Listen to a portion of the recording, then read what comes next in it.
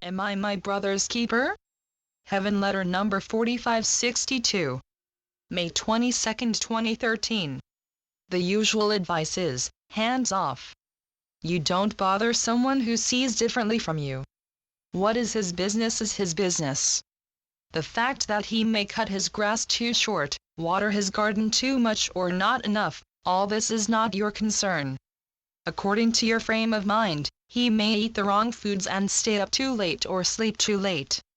You are not here on earth to improve another. Did you think you were? Many parents may raise their children in ways you would not. They may let their children stay up late at night, eat candy for breakfast, and play in the mud. What parents do is their business.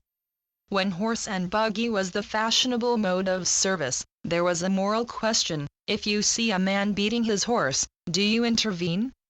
It is hard to know how to intervene. In theory, you would stay the hand of the man who mistreated his horse. In actuality, you are not so sure. Yet what is it that would keep you back from preventing or stopping cruelty? If you pass it by, are you, if not an abettor, a supporter?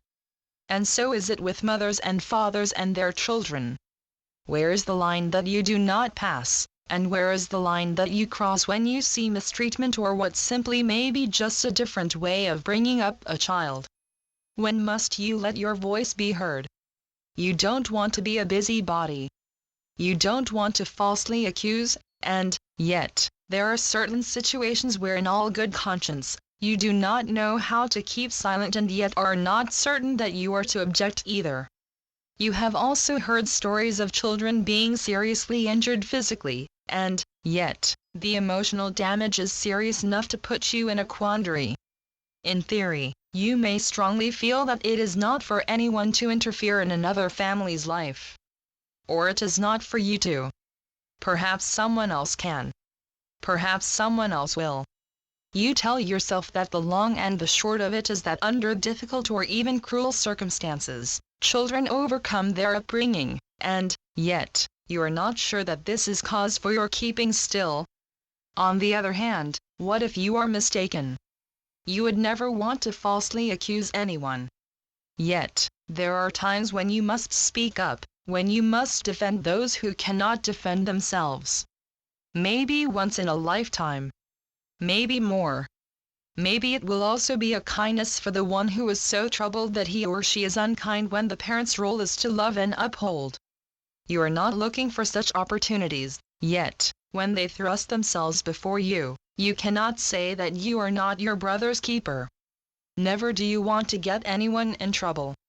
Never do you want to be an over-concerned citizen. Nevertheless, life may give you an opportunity to bless another's life and, perhaps, to save it.